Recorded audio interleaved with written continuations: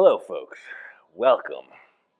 There's been a lot of talk online about the whole thing with the motor trend development. Ian Roussel wasn't just building cars, he was redefining hot rods and custom fabrication on his own terms. Hey guys, I'm Nadine, the founder of Throttle, and today I'm here with Ian Roussel from Full Custom Garages from Motor Trend. From the Mojave Desert to international acclaim, his bold creations captured the hearts of fans worldwide.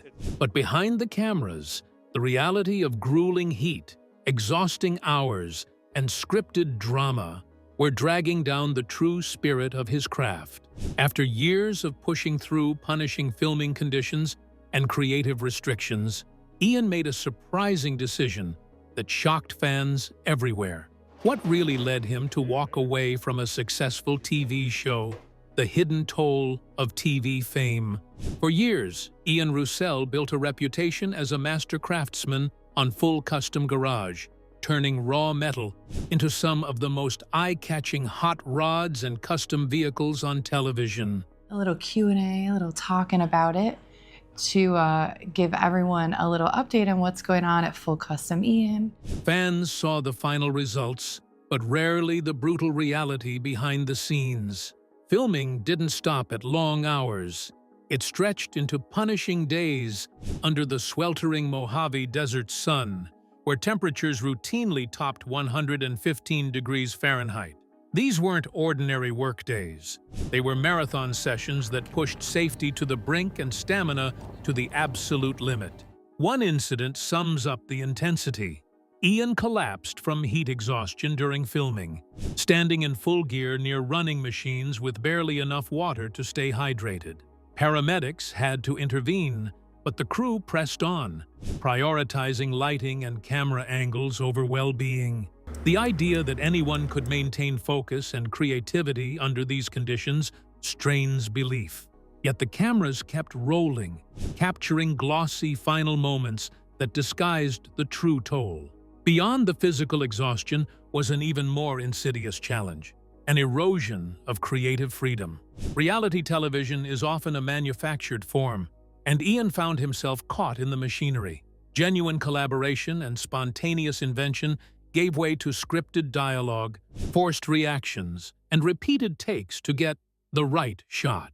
The raw passion for fabricating unique machines was slowly replaced by a relentless push for ratings and drama. Work that once brought joy became a job filled with frustration. Builds that usually demanded months of careful design and execution were compressed into mere days to meet impossible deadlines. You have an amazing two builds right behind us here at SEMA. Well, thank you. The one that really caught my eye, though, was this beautiful Crown Victoria. Ian later admitted that sometimes shortcuts were necessary, not from choice, but because the production schedule allowed no other option. This compromised safety and quality, leaving the craftsman feeling disconnected from his very craft. Conversations once organic, brainstorming sessions with clients, became rehearsed scenes. Lines were scripted, surprises staged, and emotions manufactured. This artificiality sapped the authenticity fans had cherished. What seemed like spontaneous celebrations or heated debates were performances designed to fill airtime, undermining the credibility and soul of the show. Ian's time on set became more about acting than building. Hours under hot lights were spent repeating the same lines, waiting for the perfect shot, or simply going through the motions rather than crafting metal. This shift left a craftsman lost inside a TV factory where his skills were sidelined for spectacle. The relentless cycle bred burnout. For years, Ian endured these conditions, his creative spark battling physical exhaustion and emotional strain. The longer he stayed, the heavier the weight grew, until eventually, the machine threatened to consume him. It became clear that something had to change. The cracks in the facade began to show, and Ian chose to speak out, breaking a silence that had long concealed the darker truths of production. His story exposed the side of reality shows no one talks about: the danger, the control, and the cost of turning genuine artistry into entertainment. But before the full picture of Ian's journey could be told, it's important to understand where his passion began, a foundation built long before the cameras ever arrived. The fire that fueled Ian's craft was kindled early in a small garage filled with scraps of metal and a father's dedication. Early life and mechanical roots. Ian Roussel was born on November 19, 1970, in Sunland, California, into an environment where metal and machines were part of everyday life. His father, Jerry, spent days working at Lockheed's Skunk Works and nights transforming their garage into a workshop filled with leftover aircraft, aluminum, and tools. From the age of 8, Ian was already fabricating panels for his homemade go-karts, spending countless hours alongside his father honing his skills. Between 1978 and 1985, father and son logged more than 4,200 hours in that garage. Ian discovered this precise number himself by reading his dad's oil-stained project logs, documents chronicling a shared passion and labor that would define his future. Despite his young age, Ian could gap spark plugs and read camshaft lift tables before his 10th birthday, absorbing knowledge far beyond typical childhood pursuits. Jerry set strict rules: build first, drive later, which Colin always respected. Their first major project was restoring a rusty 1955 Chevy Nomad purchased for just $75. They spent 32 evenings replacing its floor with heavy-duty bomber sheet metal, a project that still stands as a tangible reminder of Ian's roots in the Mojave shop he calls home today.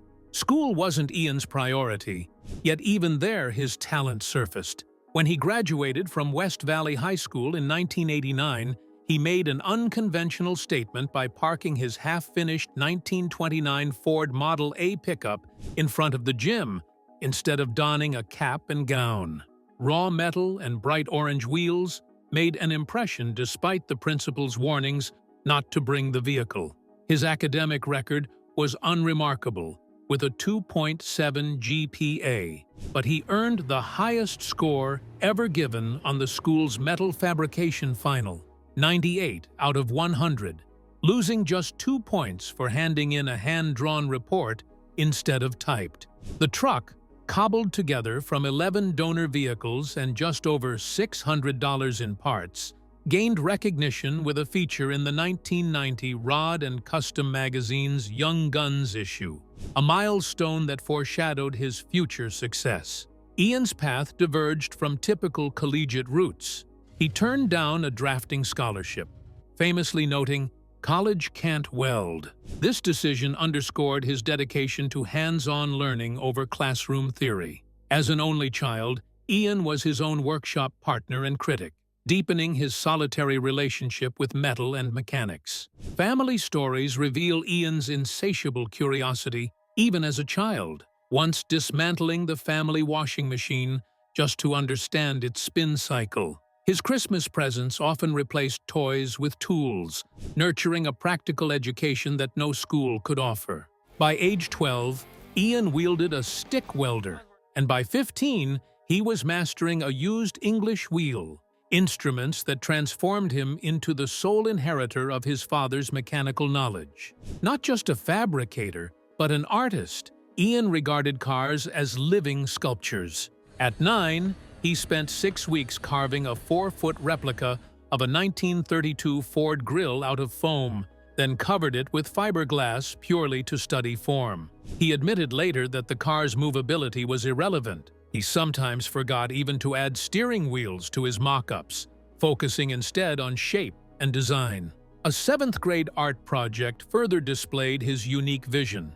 He submitted a rolling clay model with no doors but a top hatch, astonishing his teacher and winning county honors.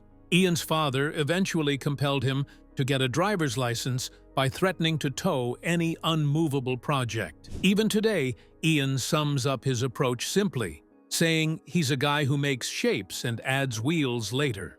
The foundation of creativity, discipline, and hands-on work laid in those early years would set the stage for his emergence in Southern California's booming custom car scene. This natural inventor was soon ready to stake his claim beyond the garage walls. Rise in the custom car scene. Right after high school, Ian plunged directly into Southern California's vibrant automotive world, skipping college to learn from legends like Boyd Coddington, Chip Foose, and Jesse James. He worked in their shops by day, refining his craft, then spent nights building his own cars, stacking hands-on experience that formal education couldn't match. By age 22, his work was featured at major industry events like SEMA and the Grand National Roadster Show, earning recognition for both skill and innovation. Saving enough from small gigs and show winnings, Ian opened his own tiny shop at just 22. A bold move given most builders in the business were already well into their 30s or 40s. Family support helped him gather basic tools, and his early start gave him an edge when collectors began to take notice in the late 1990s. Despite his growing reputation, Ian chose not to advertise, no billboards, no magazine spreads, relying instead on a simple promise: "I'll build anything." Word spread quickly, especially because Ian accepted projects other shops declined. From space-age bumpers to custom aluminum windshields, he fused Cadillac parts onto Ford frames and crafted parts no one else dared touch. Clients came from across California simply to watch something new and bold emerge from his workshop. His shop became a spectacle where innovation trumped tradition. Unlike many builders who restored classic cars to factory-fresh condition, Ian broke the mold. He chopped roofs, slammed frames low, and welded mismatched components into completely original rides. Some called his machines punk rock hot rods. Others accused him of ruining perfectly good vehicles. Ian remained indifferent to criticism, focused on his goal to create something fresh and unapologetically original. Those early years were a grind. Survival was tough, and at one point Ian lived in the back of his shop, subsisting on ramen and sleeping beside his tools. This modest existence belied the lasting impact he would soon have in the custom car world. Everything changed at a mid-1990s Las Vegas car show, when a rat rod Ian had nearly abandoned drew enormous attention.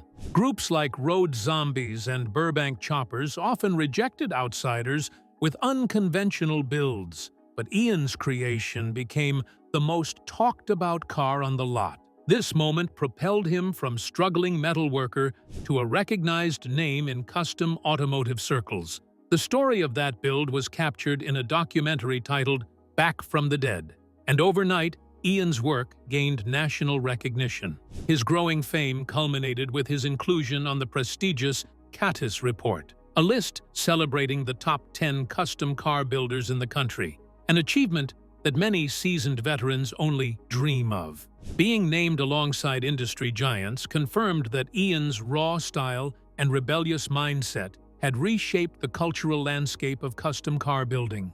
Ian's influence soon spanned continents. His builds were shipped internationally to Japan, Germany, and the Netherlands. These weren't just exports. They were fully realized, handcrafted works of art, treasured by collectors worldwide. Few solo builders reached this scope without major brand backing, demonstrating Ian's rare connection with enthusiasts no matter where they lived. The requests from clients became wilder and more inventive.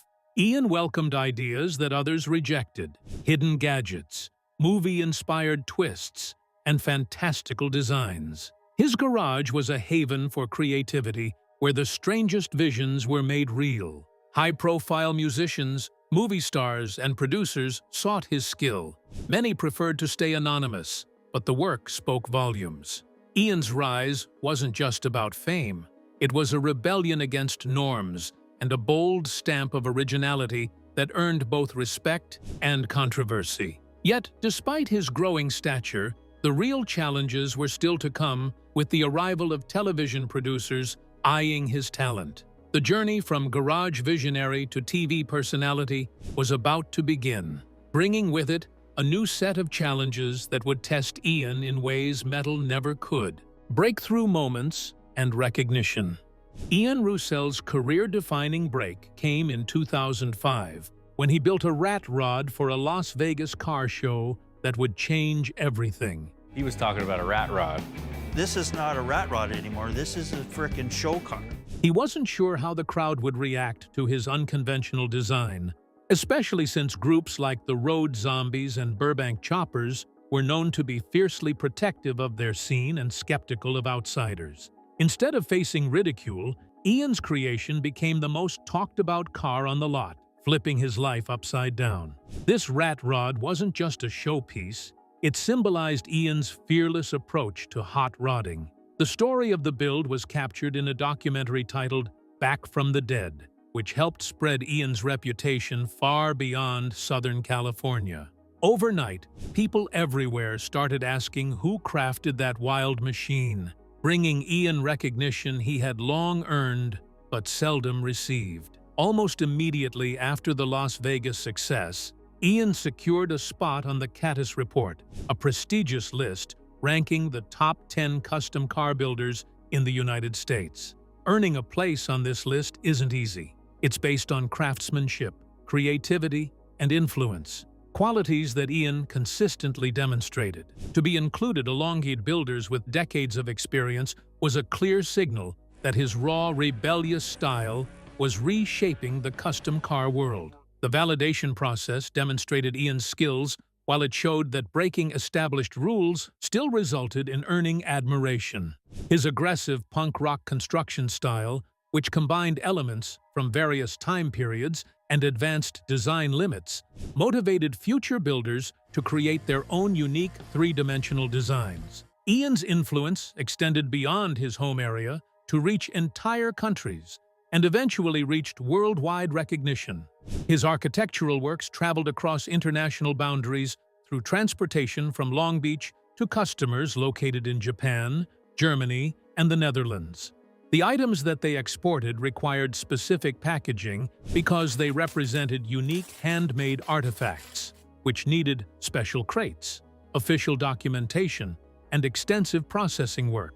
Ian reached international recognition because his personal style attracted global interest, which most independent builders could only achieve through affiliation with major automotive companies. The client requests during this period pushed creative boundaries into new, unexplored territory. Customers brought forth their most extravagant requests, which included concealed devices, special effects based on movies, and unconventional designs that other companies turned away. Ian dedicated his garage space to establish a creative space that welcomed all types of innovative ideas, including those that appeared completely irrational. Along with musicians, movie stars, and producers seeking custom rides or showpieces, Ian's network grew quietly powerful.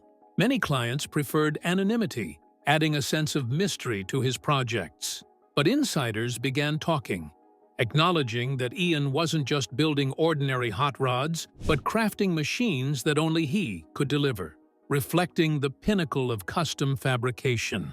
When the cameras appeared, everything Ian had built was about to be tested against the realities of television production. Building full custom garage.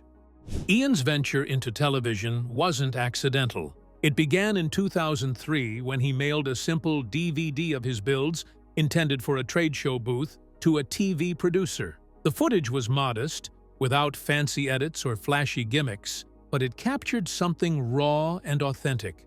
True skill, fire, and the sound of metal coming alive. Producers saw potential in that honesty. Despite this initial spark, it took years before the show actually debuted. Full Custom Garage premiered on MAV-T5 on March 28, 2014, a delay marked by test pilots, production changes, and long waits. Most shows either get greenlit quickly or never get off the ground. But Ian's project survived these hurdles because it offered something fresh. Builds without forced drama, fake deadlines, or manufactured conflict.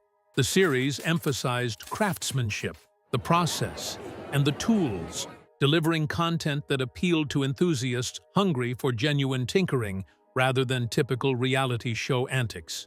Audiences were drawn to the difference they felt with every episode. The focus remained on hands-on work, problem-solving, and creativity.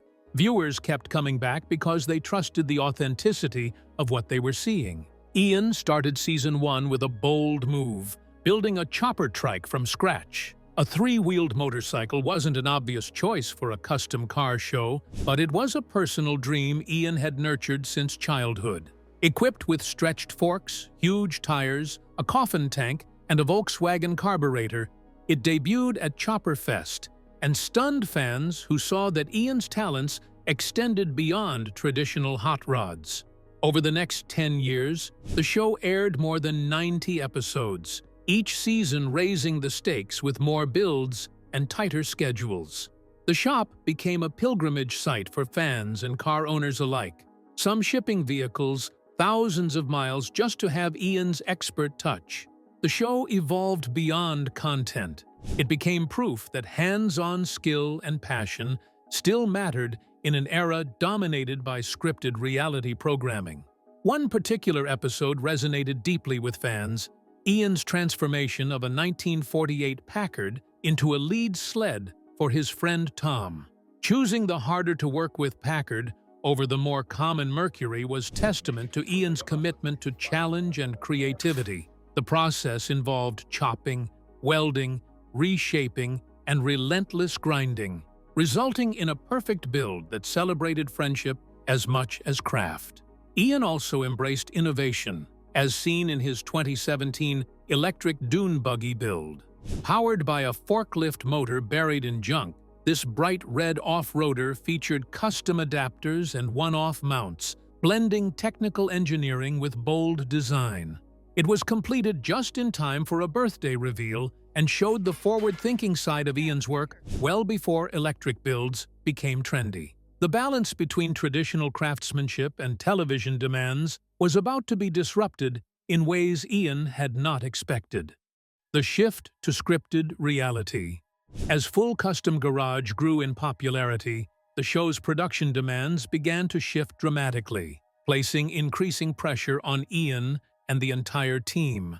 The initial purity of focusing on builds and craftsmanship gave way to scripted scenes, tight deadlines, and manufactured drama designed to keep viewers hooked.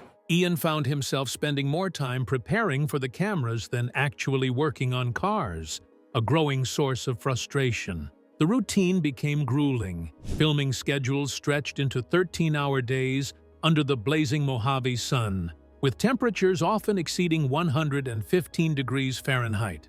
Despite the extreme heat, safety was sometimes compromised for the sake of getting the perfect shot. Ian admitted they occasionally had to weld near flammable materials, skip critical steps, and rush complex welds, all to meet impossible deadlines dictated by the show's production calendar. Much of the authenticity fans loved began to fade. Genuine brainstorming and collaboration with clients were replaced by rehearsed performances. Producers handed Ian and vehicle owners scripted lines and pushed them to act surprised or emotional on cue. These moments, intended to add excitement, instead introduced an artificial tension that stifled the organic creativity Ian thrived on.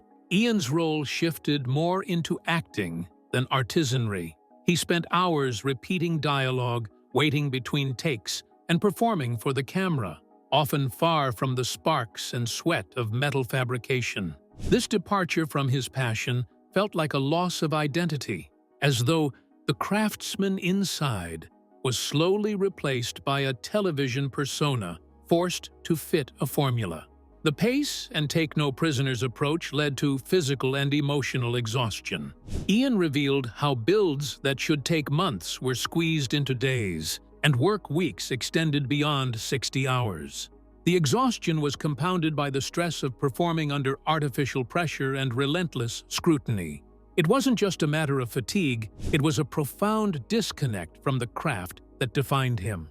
This transformation affected not only the work, but the overall environment on set. The shop, once a sanctuary of creativity, became a high-pressure factory, producing episodes designed by network executives rather than builders.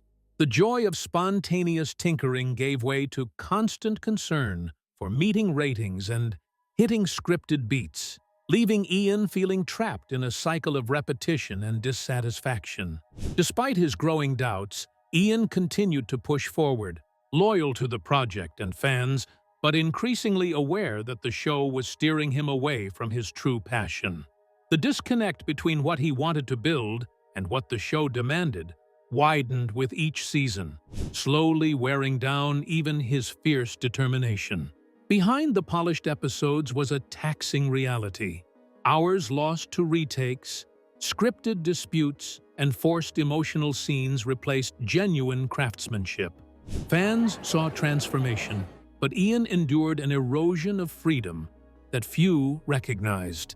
The machine of reality television had begun to consume the very essence of what made Full Custom Garage special. It was only a matter of time before Ian confronted the cracks in this illusion and made a decision that would change everything.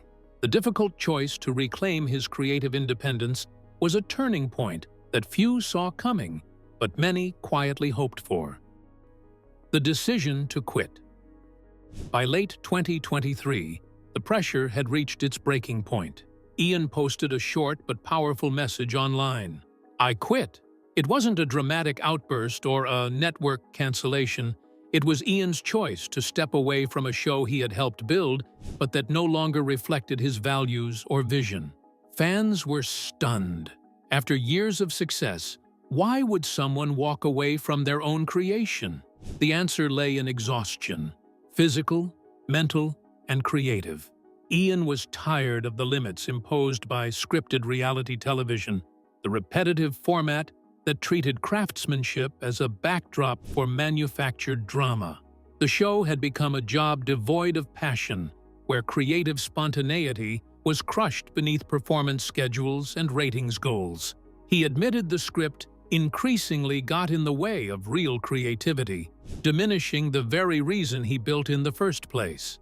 Unlike many retreating in frustration, Ian handled his departure with professionalism and respect. He gave Mojave TV plenty of notice, wrapped up outstanding commitments, and helped the crew finish the final episodes properly. This calm, deliberate exit earned respect even from those who were critical of the show's direction.